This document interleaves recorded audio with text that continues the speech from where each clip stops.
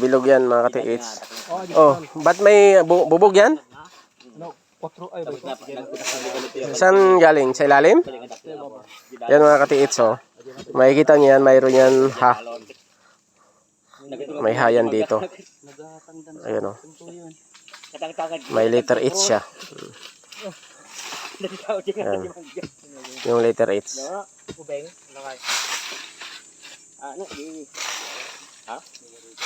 Pakita ko sa inyo yung letter H yan. Yan. Nakasulat yan. Letter H yan mga buddies. Yan.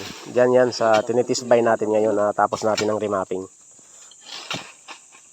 Bilog na bato yan mga katiits. Yan. Yan mismo nakuha. So pagpatuloy lang natin, tisbay natin mga buddies hanggat nandito pa tayo. Kasi bukas ng tanghali tayo babalik ng Maynila. So sila na lang magpatuloy niyan. So titinan muna natin kung ano makikita ko dyan sa pagtisbay yung mga HTM. So ito ngayon, may resulta na, may nakita tayong bilog na bato na mayroong letter H na letter. Buddies, ayan sila, nagukay sila doon ng quick deposit. Ito naman yung sinasabi kong mayroong secret na volume. So ito pakita ko lang sa inyo. Pasilip ko lang ay mayroong siyang hole. Ayan, so ang tinutukoy niya yung volume.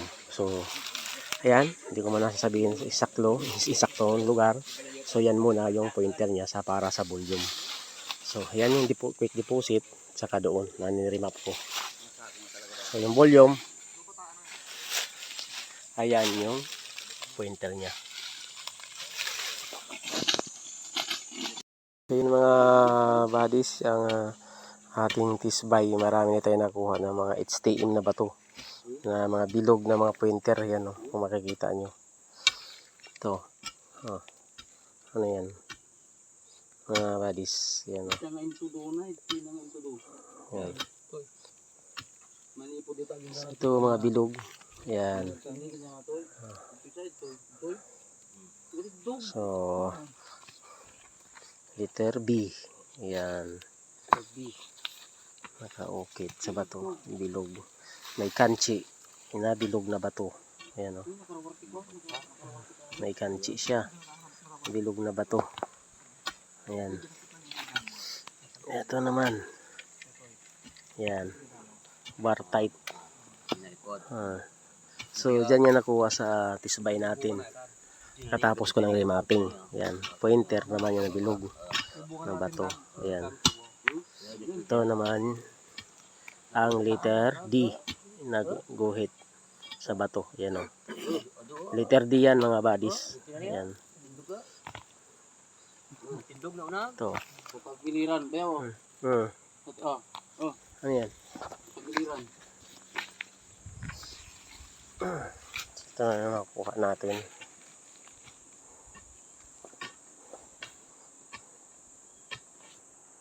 Ayan. So bilog siya ulit. Centering ang accounting niya. Ayan. May ganyan siya. Makikita nyo. Si opening. Ito. Ayan.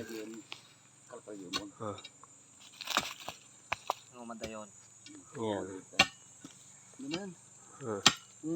May letter C siya ulit. Ayan. Mga buddies. Ayan. Ito din ulit. May box type siya na little opening. Ayan. So may opening siya. May kansi. Opening. Ayan. Bilog. Nakaganyan siya. Tayo. Ayan. Ayan. Pointer. Ibig pababa pa tayo mga guys. Mga buddies. Ayan. So yung resulta ng tisbay namin dito sa quick deposit. Hindi pa tapos yan. Isang metro na yan, mag-apat na metro na. Diyan pa rin yung mga bato na mga HTM na nakukuha natin. Yan, puro mga bilog. Mayroon na letter E. May nakalagay. Yung bato niya, minasa siya ng simento na mayroon siyang kulay itim. Ayan. So nakalayer siya ng itim. Yung second degrees niya, may itim. So ito yung tinatawag na color secrecy na sinabay doon sa bato na kung saan natin makikita na base doon sa quick deposit. Kung saan siya naka-poste. Ayan. So, yan mga buddies. Kung bago ka pa lang sa YouTube channel ko, mag-subscribe ka na dyan para ma-update mo lahat ng mga area na pinupuntahan ko. So, ito yung nakatisbay natin. Ito, box type yan. Ayan. Box type yan siya. Ayan. May curve siya. Ayan, mayroon siyang curve. Ayan, kung makikita nyo. Ayan. Ayan. Curve yan. Pero pag ginamitan mo ng antipara yan is numbering Chinese ng mga kanchi yan. Ayan. So, ito yung tinatawag na STM box maps na ginawa nila dyan sa quick deposit. So, malaking jar ito na quick deposit.